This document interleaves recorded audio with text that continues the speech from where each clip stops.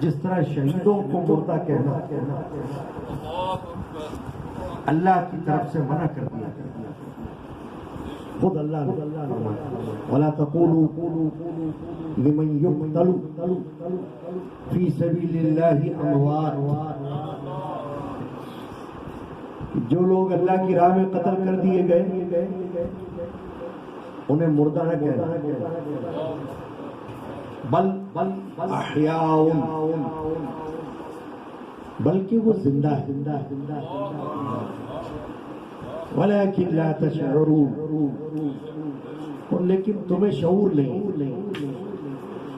ان کی زندگی، یعنی تم نہیں جانتے کہ ان کی زندگی کیسی، مگر وہ زندہ۔ اب ہر مسلمان مرد اور شہیدوں کو زندہ کہنے پر مجبور، اگر نہیں کہے گا تو کفر کرے، کیونکہ اللہ کا حکم۔ اگر شہید بظاہر قتل ہونے کے بعد بھی زندہ ہے تو شہید تو نبی نہیں، شہید صحابی ہو سکتا ہے،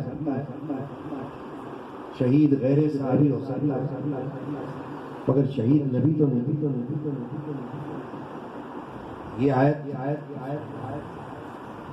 شہیدوں کے بارے میں ہے جو میدان جنگ میں قتل ہو جائے، کفار کے ساتھ مخالفت، مجاہدین اسلام،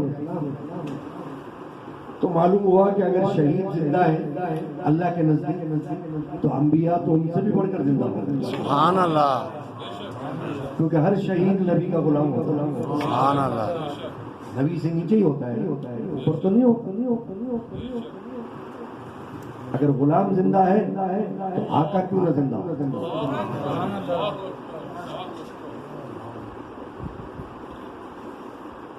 یہ جو فرمایا اللہ نے کل نفس ذائقۃ الموت، ہر جی کو، ہر نفس کو، ہر جان کو موت کا ذائقہ چکھنا ہے، تو امام اہل سنت اعلی حضرت الشاہ احمد رضا علیہ رحمت الغفران نے یہ فرمایا کہ انبیاء کو بھی اجل آنی ہے، اجل یعنی موت، انبیاء کو بھی اجل آنی ہے، مگر اتنی کہ فقط آنی ہے، سبحان اللہ، مگر اتنی کہ فقط آنی، اور پھر اس کے بعد ان کی حیات مثل سابق وہی جسمانی ہے، سبحان اللہ۔ اب یہ دو اشعار اس بات کی وضاحت کر دیتے ہیں کہ انبیاء کو بھی اجل آنی ہے، اس لیے آنی ہے کہ یہ وعدہ پورا ہو جائے کہ ہر جی کو موت کا ذائقہ چکھنا، چھوٹا ہو یا بڑا، جوان ہو یا بوڑھا، مرد ہو یا عورت، مسلم ہو یا غیر مسلم، سب کو موت آنا، امیر ہو یا غریب، کوئی رہنے سے، مگر انبیاء کا معاملہ کیا ہوا؟ ان کو بھی اجل تو آنی ہے مگر اتنی کہ فقط آنی ہے، پھر اس کے بعد ان کی حیات مثل سابق، یعنی جیسے وہ پہلے زندہ تھے دنیا میں، بظاہر چلتے پھرتے، دیکھتے سنتے، مثل سابق، پھر اس کے بعد ان کی حیات مثل سابق وہی جسمانی ہے، سبحان اللہ۔ تو ہمارا عقیدہ کیا ہے کہ حضور نبی کریم صلی اللہ علیہ وسلم حیات النبی، مرقد انور میں تشریف فرما ہے، آرام فرما، ملاحظہ فرماتے ہیں اپنے غلاموں کو، سبحان اللہ، اور یہی نہیں کہ صرف سامنے کھڑے ہونے والے کو سنتے ہیں بلکہ دور سے پکارنے والے کو بھی سماعت فرماتے ہیں۔ سبحان اللہ دور و نزدیک سے سننے والے وہ کانے لالے سماعت پہ لاکھوں ساتھ سبحان اللہ کہ ان کے کان اللہ نے ایسے بنا دیے کہ وہ دور سے بھی سن لیتے ہیں اور نزدیک سے بھی سن لیتے ہیں۔ چونکہ یہ موقع فوتگی کا ہے، موقع محل کے اعتبار سے میں نے آیت شریفہ کی تلاوت کی کہ ہر جی کو موت کا موقع چکنا ہے۔ موت ایک حقیقت، اتنی بڑی حقیقت ہے کہ چیلنج ہر انسان، مسلمان ہو یا کافر، کہ اگر بچا سکتے ہو تو بچا لو اپنے آپ کو۔ 70 پردوں کے اندر بھی رہ کر موت آ جائے گی، جنگل میں فرار ہو جاؤ، پہاڑوں پر جا کر بیٹھ جاؤ، وہاں بھی موت آ جائے گی، اور جب آنی ہے تب آئے گی، تمہارے کہنے سے نہیں آئے گی۔ اگر کوئی پریشان ہو جائے، گھبراہٹ اس پر طاری ہو جائے کہ میں تو مر جاؤں گا، میں تو مرنے لگا ہوں، میں تو مر رہا ہوں، نہیں مرے گا جب تک کہ اس کی موت نہ آئے۔ سبحان اللہ وہ زندہ ہی رہے، اور جب مرنے کا وقت آ گیا ہو تو پھر رک نہیں سکتا، پھر مرنا۔ بہت بڑا شاعر گزرا ہے مرزا اسد اللہ غالب، اس نے یہ شعر لکھا کہ موت کا ایک دن معین ہے، موت کا ایک دن معین ہے، نیند کیوں رات بھر نہیں ہے۔ سبحان اللہ کہ موت تو جب آئے گی تبھی آئے گی، میرے کہنے سے دعا نہیں، مگر رات بھر نیند نہیں ہے موت کے خوف سے۔ موت تو اسی وقت آئے گی اور اس کا لکھا ہوا ہوگا دن۔ تو موت ایک حقیقت ہے، اور ایسی بڑی حقیقت ہے کہ زندگی سے بھی بڑھ کر۔ آپ کہیں گے کیسے؟ اگر آپ کے ذہن میں سوال آئے کہ موت اتنی بڑی حقیقت کیسے ہے کہ زندگی سے بھی بڑھ کر، تو میں کہتا ہوں کہ ہاں، بعض اوقات انسان اولاد کے لیے دعا مانگتا کہ اولاد آ جائے، اولاد پیدا ہو جائے، تو زندگی ہے نا۔ جب اولاد پیدا ہوتی ہے تو کیا ہوتی ہے؟ زندگی آتی ہے، ایک وجود آتا ہے نا دنیا میں۔ مگر کبھی دعائیں کرتا رہے اور دوائیں بھی کرتا رہے، ساری عمر اولاد بندہ بے اولاد رہے، لیکن اگر یہ دعا مانگتا رہے کہ موت نہ آئے تو یہ نہیں ہو سکتی۔ سمجھ رہے ہیں آپ اس بات کو؟ کہ زندگی کے لیے دعائیں مانگتا رہے کہ یا اللہ اولاد ہو جائے، یہ تو ہو سکتا ہے کہ اس کی دعا پوری نہ ہو اور اولاد نہ ہو، لیکن اگر یہ دعا مانگے کہ یا اللہ موت نہ آئے تو یہ نہیں، موت تو ہے۔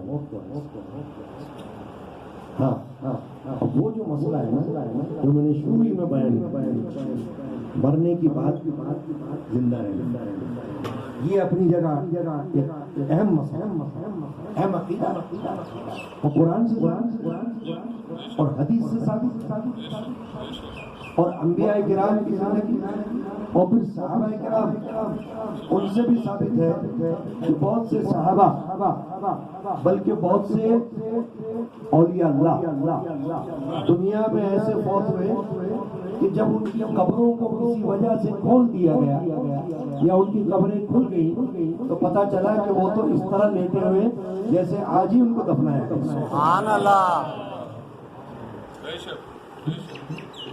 جیسے آج ہی دفنایا گیا ترو تازہ فریش تازہ میت، یہ بھی زندگی، ورنہ لاش تو گل سکتی ہے، سر سکتی ہے، مگر شہداء صحابہ کرام ایسے ایسے گزرے کہ ان کے جسموں کو مٹی میں خراب نہیں کیا۔ اور پھر ایک اور مسئلہ ہے، یہ بھی بڑا اہم مسئلہ اور بڑا اہم عقیدہ اسلام کا عقیدہ کہ موت جس چیز کا نام ہے وہ جسم کے فنا ہونے کا، روح کے نہیں۔ اگر کوئی بندہ یہ سمجھتا ہے روح بھی مر گئی تو جاہل ہے۔ عالم کبھی نہیں یہ سمجھتا روح کو موت۔ آپ نے اکثر یہ محاورہ سنا ہوگا کہ روح پرواز کرے۔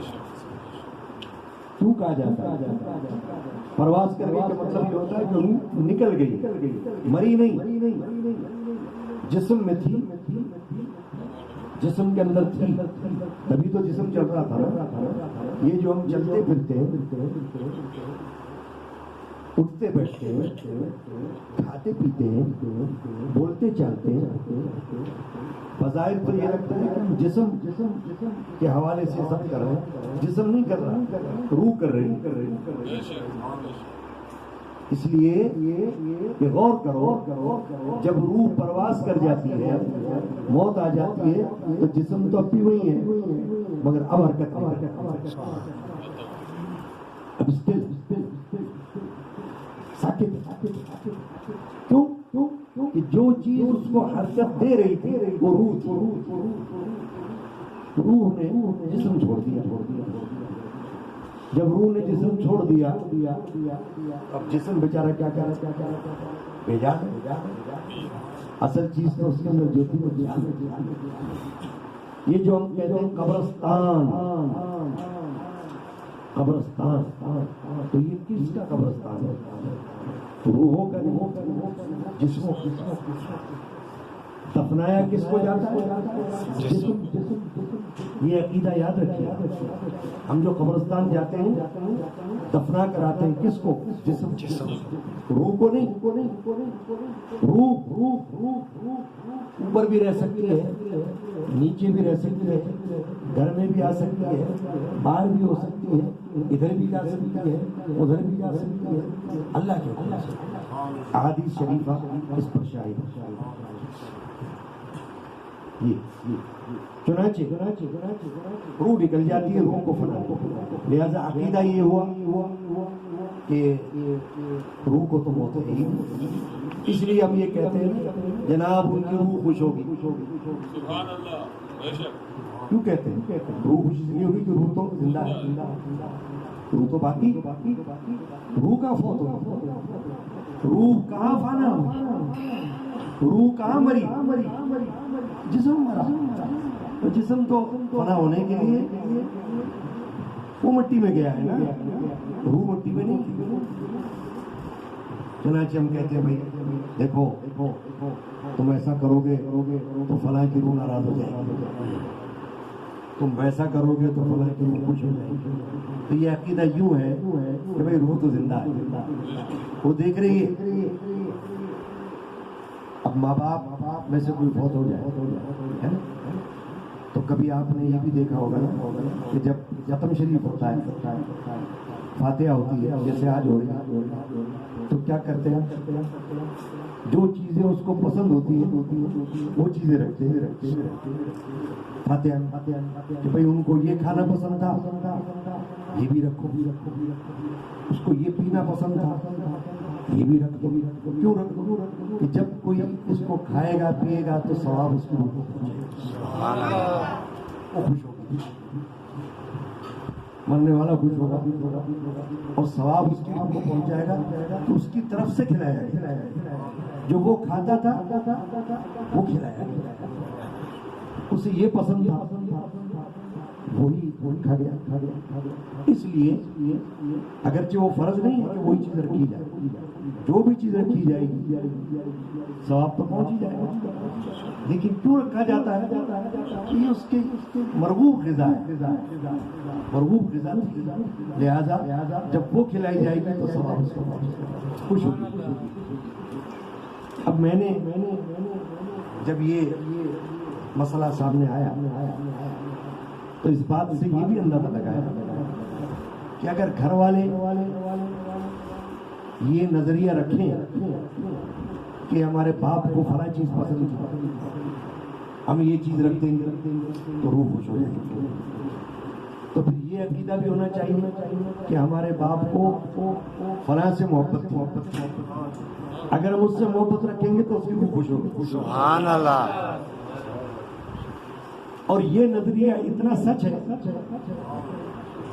اتنا حقیقی ہے کہ حدیث پاک اس پر ناطق. حضور اکرم صلی اللہ علیہ وسلم نے فرمایا حدیث پاک کہ اپنے باپ کے دوستوں سے محبت رکھو. یعنی باپ فوت ہو گیا، اب اگر تمہیں پتا ہے کہ میرے باپ کا یہ بڑا پکا دوست ہے، میرا باپ اس کے بغیر نہیں رہتا، اس سے میرے بغیر میرے باپ کو چین نہیں آتا، جب تم اس کو سلام کرو گے، جب تم اس کے ساتھ اچھا رویہ رکھو گے تو باپ کی روح خوش ہو جائے گی. تو میں اکثر مریدین سے بھی کہتا ہوں جن کے ماں باپ سالوں سال لگے رہے ہمارے ساتھ اٹیچ رہے، بہت کو جانتا ہوں، خواتین کو بھی اور مردوں کو بھی، کہ سالہ سال سے وہ وابستہ رہے خانقاہ کے ساتھ، ہمارے مسجد کے ساتھ وابستہ رہے، اور فوتو اب ان کی اولادیں، ان کی بیٹے، ان کی بیٹیاں، جب کبھی موقع ہوتا ہے تو ان کو یہ بات بتا کہ دیکھنا جس طرح فاتحہ میں وہ چیزیں رکھی جاتی ہیں کہ جو ماں باپ کو پسند ہے، اسی طرح یہ بھی سوچنا ہے کہ ہمارے ماں باپ کو کون لوگ پسند ہیں. سبحان اللہ. اگر اس میں کوئی غلط بات ہے تو بتا دیں کہ ہمارے ماں باپ کو کون پسند ہے. اگر ہمارے ماں باپ کو ان کے پیر و مرشد پسند تھے، وہ ان کے بغیر نہیں رہتے تھے، تو ہمیں بھی ان کے ساتھ رہنا چاہیے تاکہ ہمارے ماں باپ کی روح خوش ہو جائے کہ سبحان اللہ میرا بیٹا جو ہے وہ میرا معمول قبر میں بھی اس کی روح خوشی، ویسے بھی اس کی روح خوشی، ورنہ روح کو بے چینی ہوتی. کیسی اولاد چھوڑی میں، ایسی اولاد پیچھے چھوڑی جس کو میرے معمول کا کچھ نہیں پتا، میری خوشی کا کچھ اسے لحاظ میں.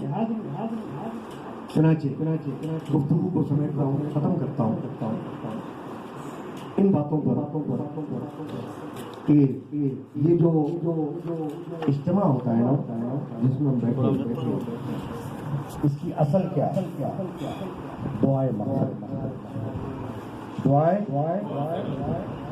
یعنی مقصد کی دعا کرتے ہیں. جیسے جنازہ ہوتا ہے اس کو کہتے تو ہے نماز، لیکن وہ ہے دعائے مقصد، کیونکہ اس میں نہ رکوع ہے نہ سجدہ ہے، بلکہ صرف تلاوت ہے، یہ ثنا ہے، درود ہے اور دعا. تو دعائے مغفرت ہے. اور یہ جو ہم بیٹھتے ہیں، سویم میں بیٹھ گئے، چہلم میں بیٹھ گئے، برسی پر بیٹھ گئے، یہ بھی اس لیے ہے کہ ایک ہوتا ہے ایک شخص کا کوئی عمل، اور ایک ہوتا ہے ایک سے زیادہ افراد کا. تو ایک سے زیادہ کی جو گنتی ہوتی ہے وہ مسنون عمل کہلاتا ہے. مثلا آپ وضو کرتے ہیں تو 3 بار کلی، 3 بار چہرہ، فرض تو ایک ہی بار، وضو تو اس طرح بھی ہو جاتا ہے. 3 کا عدد کیوں ہوتا ہے؟ سنت کے رسول پاک صلی اللہ علیہ وسلم نے ایک سے زیادہ کو ترجیح. اور ایک حدیث پاک ہے ید اللہ علی الجماعۃ، کہ جماعت پر اللہ کا ہاتھ ہے، یعنی ایک سے زیادہ اگر لوگ ہیں تو اللہ کی مہربانی ہے کہ جس عمل کو ایک سے زیادہ لوگ کر رہے ہیں اس کا اثر زیادہ ہے۔ میرے دادا میرے جد حضرت مولانا اشاہ محمد غلام رسول قادری غفران ایک مرتبہ تقریر میں آپ نے یہ فرمایا کہ دیکھو جب قرآن پڑھا جاتا ہے تو قرآن مجید کی تو آیت شریف ہے وَإِذَا قُرِئَ الْقُرْآنُ فَاسْتَمِعُوا لَهُ وَأَنصِتُوا لَعَلَّكُمْ تُرْحَمُونَ، کہ جب قرآن پڑھا جائے تو سنو اور چپ رہو تاکہ تم پر رحم کیا جائے۔ مگر فرمایا جب کل فاتحہ پڑھی جاتی ہے، جب ہم یہ کہتے ہیں تین بار سورہ اخلاص پڑھ، ایک بار سورہ فاتحہ پڑھ، تو وہ سب کے لیے حکم کہ آپ سب پڑھ، وہاں چپ رہنے کا مسئلہ نہیں، وہاں سب کو مل کر پڑھنے کا مسئلہ ہے۔ وہاں جب سب پڑھیں گے تو آپ نے فرمایا یہ ایک فاتحہ نہیں کئی فاتحہ ہو جائیں، سبحان اللہ، کئی فاتحہ ہو جائیں، کیونکہ کئی لوگ پڑھ رہے ہیں تو اس کو ہم کہیں گے ایک فاتحہ نہیں ہے، یہ تو 100 فاتحہ ہو، 100 لوگ بیٹھے ہیں تو 100۔ یہ اب دیکھیے سورہ اخلاص 3 بار پڑھی جاتی ہے، اس کی حکمت کیا ہے؟ حضور نے فرمایا صلی اللہ علیہ وسلم جب 3 بار سورہ اخلاص پڑھی جائے تو ایک قرآن کا ثواب ملتا ہے، ایک بار پڑھا جائے 1 تہائی 2 تہائی 3 تہائی، اس طرح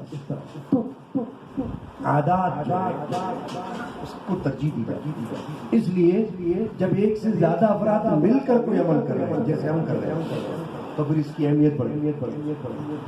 آپ نے مل کر سپارے پڑھے تو اہمیت ہو گئی، آپ نے مل کر فاتحہ پڑھی اہمیت بڑھ گئی، آپ نے مل کر قل پڑھا اہمیت بڑھ گئی، آپ نے مل کر کلمہ شریف پڑھا اہمیت زیادہ ہو گئی۔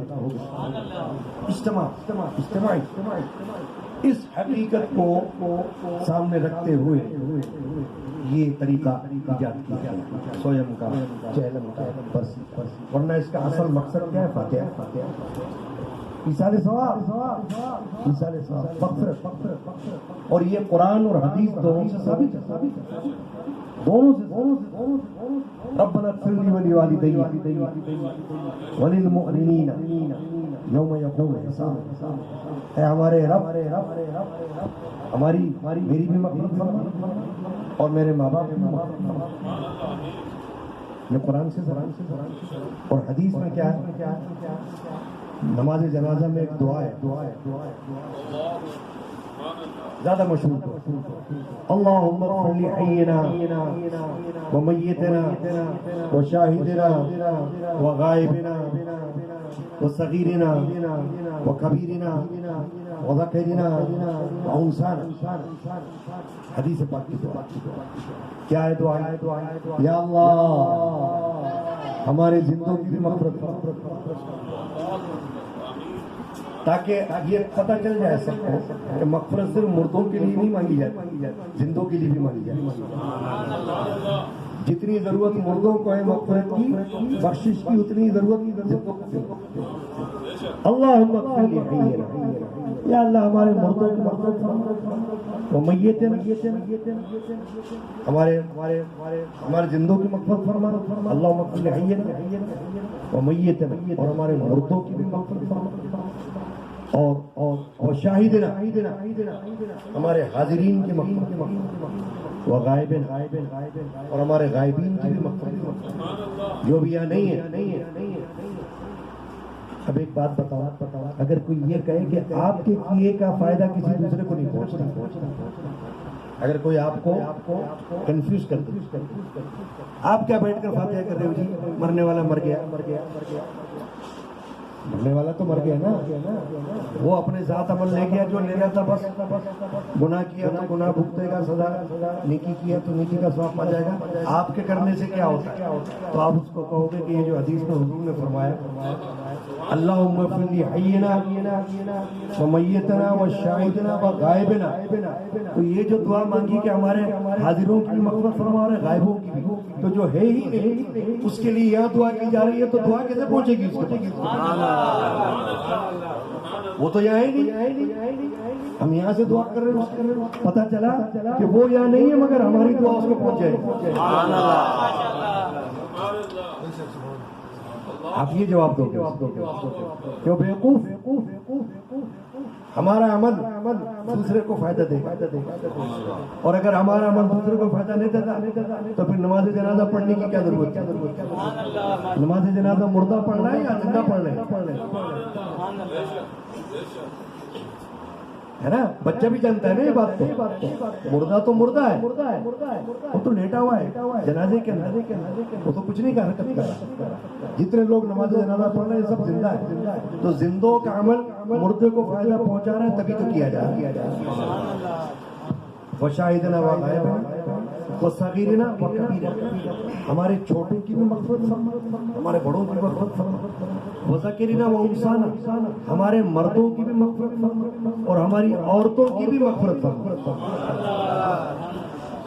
یہ دعا حدیث سے بس اس پر میں گفتگو ختم کرتا ہوں اس دعا کے ساتھ کہ دیکھیں یہ تیسرا موقع ہے میرا ایسا.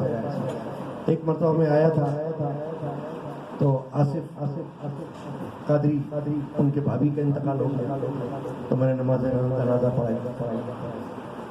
پھر میں آیا ہوا تھا تو حکیم سلطان صاحب کے بھائی کا انتقال ہو گیا، تو نماز جنازہ پڑھائی. اب میں پہنچا تو پتہ چلا کہ عبدالرشید قادری بار پوچھ رہے تھے پیر صاحب کب آئیں گے، پیر صاحب آ گئے کہ نہیں آنا تھا.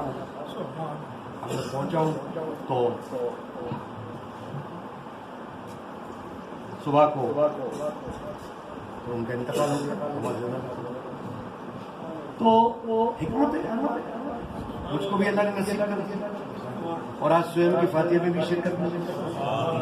اللہ تعالیٰ کو آمین، اور اللہ تعالیٰ اس کی مغفرت. لوائقین کو، بچوں کو، گھر والوں کو اللہ صبر جمیل رکھے آمین، اور ہم سب کا خاتمہ ایمان پر فرمائے آمین. تمام حضرات 3 بار سورہ اخلاص اور 1 بار سورہ فاتحہ تلاوت فرمائیں. اعوذ باللہ، بسم اللہ، قل واللہ احد اللہ الصمد